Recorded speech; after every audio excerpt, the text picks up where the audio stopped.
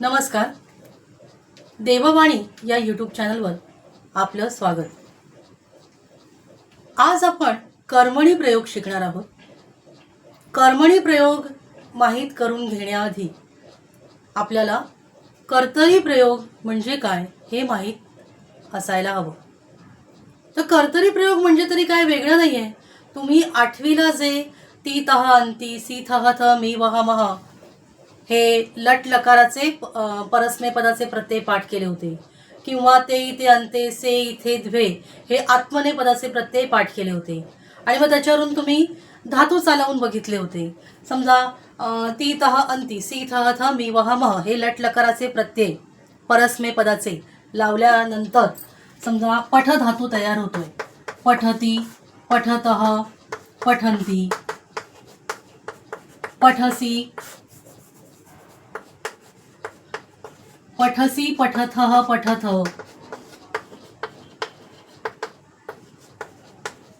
आणि पठामी, पठावह, पठामह हा सगळा कर्तरी प्रयोगच आहे. कसा? तर आपण इथे पठती, पठतः, पठंती याच्याबरोबर कर्ते लावून बघा. सह तौ ते हे पुल्लिंगी, तो ते दोघे ते सगळे. आता याच्यापासून प्रत्येक सर्वनामापासून किंवा प्रत्येक या कर्त्यापासून एक वाक्य बनतंय. सह पठती, तौ पठतः, ते पठंती. त्यानंतर हे इथेच आपण स्त्रीलिंगी सा ते ताहा, स्त्रीलिंगी तत् स्त्रीलिंगी सा ते ताहा हे सर्वनाम लावलं. त्यानंतर पठसी, पठतः, पठथ, त्वं युवां यूयं, त्वं युवां यूयं, आणि अहम आवाम वयम. मराठी किंवा इंग्लिश भाषेनुसार जर आपण गेलो तर फर्स्ट पर्सन, सेकंड पर्सन आणि थर्ड पर्सन असं इंग्लिशमध्ये म्हणतात. मग याच्यातला जो फर्स्ट पर्सन आहे तो म्हणजे उत्तम पुरुष. आणि तुम्ही तसं लक्षात ठेवलं तर जास्त सोपं जातं. उत्तम पुरुषाकडून लक्षात ठेवा की अहम पठामी, आवाम पठावह, वयम पठामह. सगळ्यात आधी कोण? तर मी. माझ्या नंतर कोण? तर माझ्या समोरचा, तो माझ्यासाठी द्वितीय पुरुष आहे. आणि त्याच्यानंतर येतो जो म्हणजे मी आणि माझ्या समोरचा जो माझ्यासाठी द्वितीय पुरुष आहे, ज्याला मी तू असं संबोधते किंवा ज्याला मी त्वम असं म्हणते, तो माझ्यासाठी द्वितीय पुरुष. आणि जे मी आणि माझ्या समोरचा जो माझ्यासाठी द्वितीय पुरुष आहे, आमच्या दोघांमध्ये जो समाविष्ट नाहीये तो तिसराच कोणीतरी, त्याला आपण तृतीय पुरुष म्हणतो. हे साधं सरळ व्याकरण आहे इंग्रजीचं किंवा मराठीचं. मग आपण त्या क्रमाने गेलो तर ते जास्त सोपं जातं. उत्तम पुरुषाकडून लक्षात ठेवा, किंवा आपला मराठीतला प्रथम पुरुष, मराठीतला द्वितीय पुरुष म्हणजे संस्कृतमधला मध्यम पुरुष, आणि मराठीतला तृतीय पुरुष म्हणजे संस्कृतमधला प्रथम पुरुष. असं जर तुम्ही लक्षात ठेवलं की सगळ्यात आधी मी, माझ्यानंतर माझ्या समोरचा, आणि नंतर आमच्या दोघांमध्येही जो समाविष्ट नाही तो तिसराच कोणीतरी, त्याला म्हणायचं आपण संस्कृतमध्ये प्रथम पुरुष म्हणतो, त्याला आपण इंग्लिशमध्ये थर्ड पर्सन म्हणतो, किंवा मराठीमध्ये आपण तृतीय पुरुष म्हणतो. तर तसं तुम्ही लक्षात ठेवलं तर ते जास्त सोपं जातं. उत्तम पुरुष अहम पठामी. आता बघा कशी वाक्य तयार होतात. अहम पठामी, अहम पठामी. आता इथे हे जे पठामी हे क्रियापद आहे ते अहममुळे आहे. अहममुळे आहे. अहम जर इकडचा निघून जाईल आणि अहमच्या जागी मी त्वम लिहीन, अहमच्या जागी जर मी त्वम लिहिलं तर इकडे पठामी मी लिहू शकणार नाहीये. त्वम बरोबर मला पठसीच लिहायला हवं. त्वम बरोबर पठामी न राहता पठसी होणार, आणि माझं वाक्य त्वम पठसी असं होईल, तेव्हा ते व्याकरण दृष्ट्या बरोबर होईल. तर हे जे काही आहे क्रियापदाबरोबर कर्त्याबरोबर क्रियापद, कर्त्याबरोबर क्रियापद बदलणे, कर्त्याबरोबर क्रियापद बदलणे, ह्याला म्हणतात कर्तरी प्रेम. अर्थात इथे मी कर्मपदाची जागा इथे आपण जी दिसते तुम्हाला, तर कर्मपद तुम्ही कुठलंही इथे ठेवू शकता. त्वं पुस्तकं पठसी, हा, अहम पुस्तकं पठामी, अहम पुस्तकं पठामी असं लिहू शकता. अहम पुस्तकं पठामी किंवा अहम भगवद्गीतां पठामी. कर्मपद तुम्ही इथे कुठलाही शब्द, पुस्तकम, श्लोकम, वाक्यम, भगवद्गीताम, युग्ममालाम, असं कुठलाही कर्मपद तुम्ही ठेवू शकता. पण इथे आपण शिकतोय नेमकं काय, की कर्त्याबरोबर क्रियापद बदलणे. हे जे आपण, मी जर इथे पठामी लिहिलं, जर मी इथे पठामी लिहिलं तर इथे कर्ता अहम हाच असला पाहिजे. जर मी इथे पठती लिहिलं तर कर्ता पुल्लिंगी सह असेल किंवा स्त्रीलिंगी सा असेल, किंवा कुठल्याही सहच्या जागी कुठल्याही मुलाचं नाव असेल, किंवा साच्या जागी मुलीचं नाव असेल, किंवा इकडे सहच्या जागी देवह असेल, बालकह असेल, किंवा साच्या जागी बालिका असेल. असं पुल्लिंगी किंवा स्त्रीलिंगी कुठलंही नाव इकडे सहच्या जागी किंवा साच्या जागी असायला पाहिजे जेव्हा इथे पठती हे क्रियापद असेल. तसंच पुढे इथे दिसते आपल्याला, द्विवचनात सुद्धा दिसते सह तौ. तौ बरोबर पठतः झालेलं आहे. तौ हे द्विवचन झालेलं आहे, म्हणून पठतः हे सुद्धा द्विवचनी क्रियापद आपण वापरलेलं आहे. तर एकूणच हा सगळा हे सगळे आपण क्रियापदं जी बघितली, किंवा आपण एकूणच सगळे प्रत्यय लट लकाराचे, परस्मय पदाचे पाठ केले आणि त्यानुसार आपण धातू चालवले, आणि त्या धातू चालवल्यानंतर, ती क्रियापदं चालवल्यानंतर त्याच्यामध्ये आपण कर्ते भरून बघितले. अहम, आवाम, वयम, हा सगळा आहे कर्तरी प्रयोग. याला म्हणतात कर्त्यावर क्रियापद अवलंबून असणे, आणि त्याला हेच लक्षण आहे कर्तरी प्रयोगाचं. तर तुम्हाला कर्तरी प्रयोग नीट समजला असेल तरच तुम्हाला कर्मणी प्रयोग कसा करायचा हे कळणार आहे.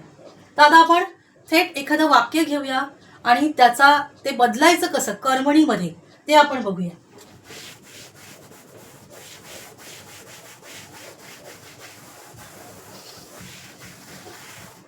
आता मी एखादं वाक्य घेते की दृश्यपश्य धातूचं मी अहम खगम पश्यामी. धातू कुठला आहे? दृश्यपश्य. मुद्दाम मी हा धातू लिहिलाय आणि त्याचं रूप मी पश्यामी इथे वापरलंय. हे आपल्याला कळण्यासाठी मी इथे दृश्यपश्य धातू इथे लिहून दिलेला आहे. अहम खगम पश्यामी. आता हा कर्तरी प्रयोग आहे हे तुम्हाला कळतं. कर्तरी प्रयोगालाच कर्तृवाच्यम असंही म्हणतात. मी इथे लिहिते कर्तृवाच्यम. कर्तरी प्रयोगालाच कर्तृवाच्यम असंही म्हणतात. तुम्हाला सूचना येते की वाच्य परिवर्तनम कुरुत, तर म्हणजे काय, प्रयोग बदलायचा आहे. तर कर्तरी प्रयोग अहम खगम पश्यामी हा कर्तरी प्रयोग आहे. हे आपल्याला कळतंय की अहममुळे इथे पश्यामी क्रियापद वापरलेलं आहे. दृश्यपश्य हा धातू आहे, मूळ धातू दृश्य आहे, त्याचं चालवायचं रूप पश्य आहे. हा जर धातू तुम्ही चालवून बघितला तर तो कसा चालेल? पश्यती, पश्यतः, पश्यन्ती, पश्यसी, पश्यथः, पश्यथ, पश्यामी, पश्यावः, पश्यामः असा तो धातू चालेल. तर अहम खगम पश्यामी हा कर्तरी प्रयोग आहे हे आपल्याला कळतंय. शिवाय कर्तरी प्रयोगाचा ची लक्षणं काय म्हणूया आपण, ती लक्षात ठेवायची. एकदा प्रयोगाला सुरुवात केली की हे सतत तुमच्या डोक्यात त्याचे नियम यायला पाहिजेत की कर्तरी प्रयोगात कर्ता नेहमी प्रथमा विभक्तीत असतो. आता मी हा एक आकडा दिलाय, हा मी प्रथमा विभक्तीचा एक आकडा दिलाय. कर्ता नेहमी प्रथमा विभक्तीत असतो. कर्म नेहमी द्वितीया विभक्तीत असतं. कर्म नेहमी द्वितीया विभक्तीमध्ये असतं.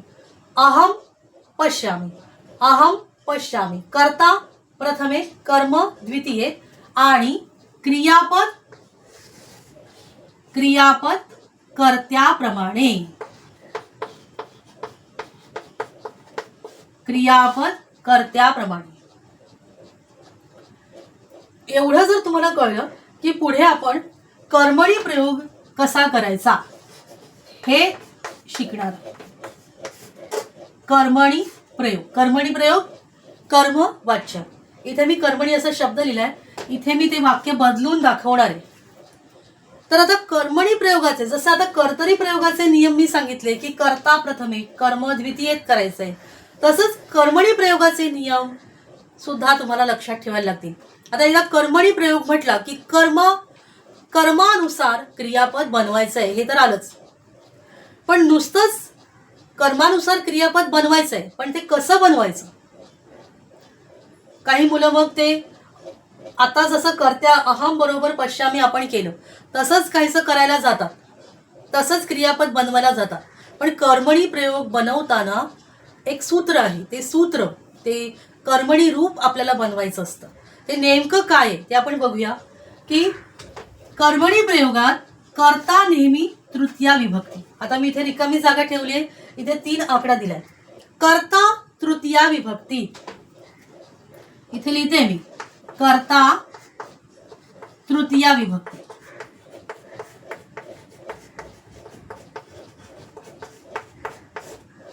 कर्मणी प्रयोगात कर्ता तृतीया विभक्ती.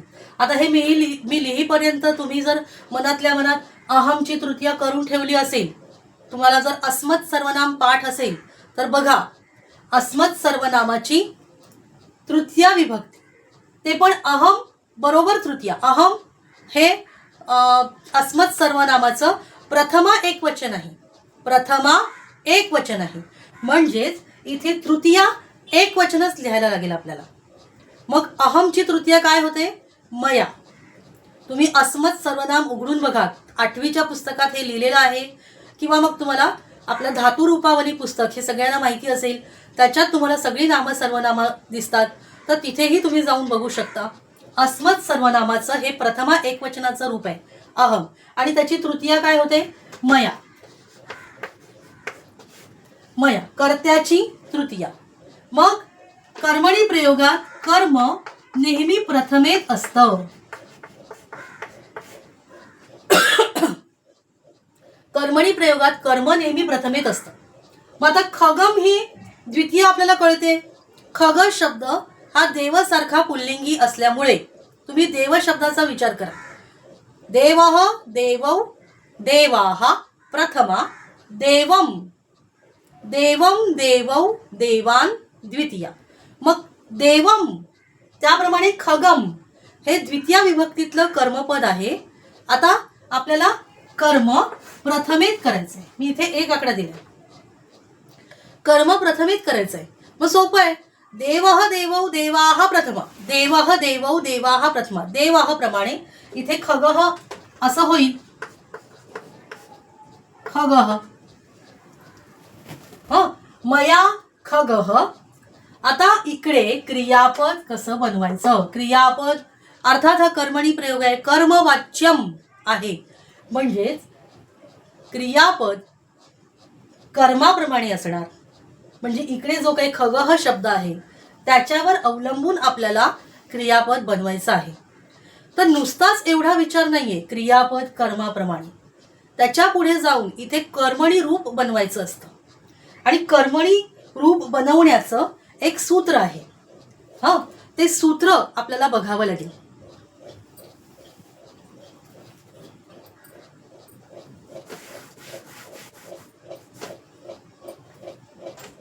कर्मणी रूप, कर्मणी रूप बनवण्याचं सूत्र. मूळ धातू अधिक य अधिक आत्मनेपदी प्रत्यय. मूळ धातू अधिक य अधिक आत्मनेपदी प्रत्यय. आता जसं आपण सूत्रामध्ये किमती भरतो तशा त्या या सूत्रामध्ये किमती भरत जायच्या. मूळ धातू म्हणून मी मुद्दाम इथे मूळ धातू लिहून दिला होता तुम्हाला. आपल्या वाक्यामध्ये मी जे पश्यामी रूप वापरलं तर त्याचा मूळ धातू काय आहे? दृश. मूळ धातू दृश अधिक य अधिक य अधिक आत्मनेपदी प्रत्यय. आत्मनेपदी प्रत्यय पण तो पूर्णपणे या कर्मावर अवलंबून. आपण कर्मणी प्रयोग करतो आणि कर्मावर अवलंबून. दिसतंय तुम्हाला? तर मया खगः. खगः काय आहे? खगः कसा शब्द आहे? त्याचं व्याकरण काय आहे? तर पुल्लिंगी प्रथमा एकवचन. हे त्याचं व्याकरण आहे ना. पुल्लिंगी प्रथमा एकवचन. मग इकडे सुद्धा दृश अधिक य आत्मनेपदी प्रत्यय. दृश अधिक य होईल दृश्य असं रूप आपल्याकडे तयार मिळेल. आपल्याला आपलं तयार होईल. त्याला मी आत्मनेपदी प्रत्यय जोडायचे. आत्मनेपदी प्रत्ययामध्ये असं म्हटलंय का? कुठल्या काळाचा वगैरे उल्लेख केलाय का?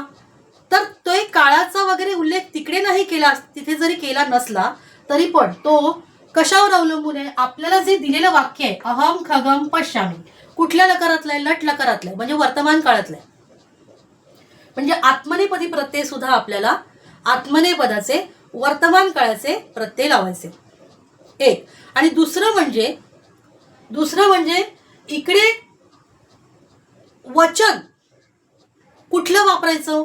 तर खगः एक वचन आहे ना.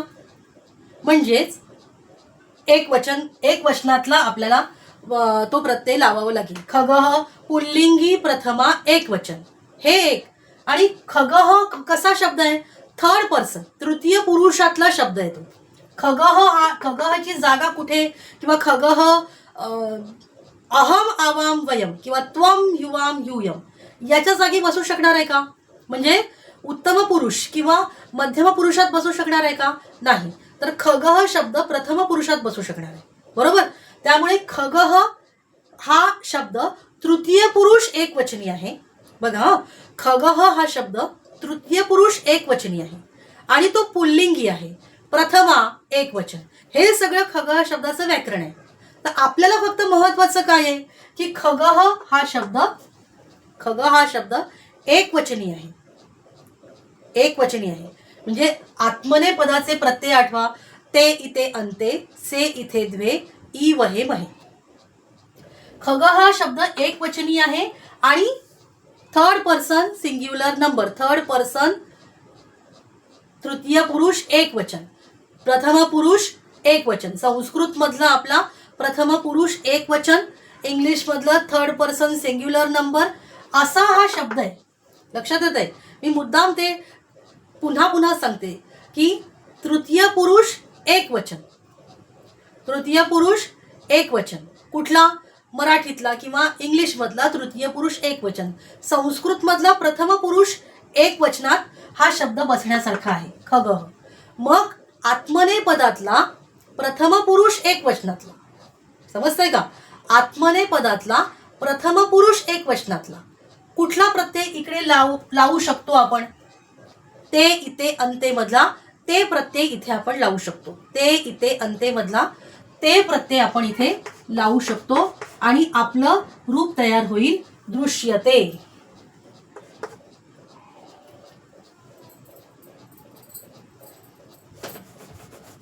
इथे आपलं रूप तयार होईल दृश्यते. लक्षात येते? म्हणजे आपलं मया खगः दृश्यते असा आपण प्रयोग बदलला. कर्तरीपासून आपण कर्मणी बनवलं. तर मी सुरुवात कशी केली होती? तुम्हाला सुरुवातीपासून काय सांगितलं की कर्तरी प्रयोग आधी समजून घ्या. कर्तरी प्रयोग समजायला सोपा आहे.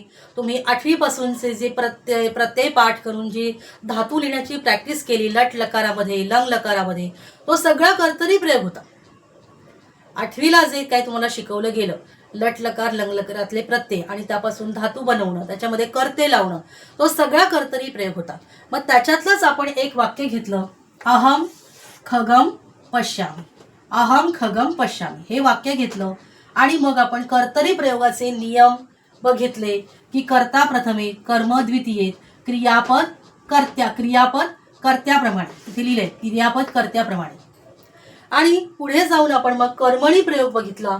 कर्मणी प्रयोगात कर्त्याची तृतीया, कर्ता तृतीया विभक्ती, कर्म प्रथमे, त्याप्रमाणे कर्त्याची तृतीया अहमची तृतीया मया केली. खगमचं आपण प्रथमेमध्ये खगः हे रूप बनवलं आणि मग आपण कर्मणी रूप बनवायला शिकलो. कर्मणी रूप हे मी इथे लिहिलंय. कर्मणी रूप मूळ धातू अधिक य अधिक आत्मनेपदी प्रत्यय. मूळ धातू नेहमी लक्षात ठेवायचा. जसं मी इथे पश्चामी रूप वापरले, पण याचा मूळ धातू काय आहे? दृश. किंवा तसंच गम गच्छ मध्ये मूळ धातू काय आहे? गम. पा पिब मध्ये मूळ धातू काय आहे? पा. तर इथे नेहमी मूळ धातूमध्ये तो य लावायचा आहे, ऍड करायचा आहे, हे लक्षात ठेवा. आणि मग त्याला आत्मनेपदी प्रत्यय लावायचे.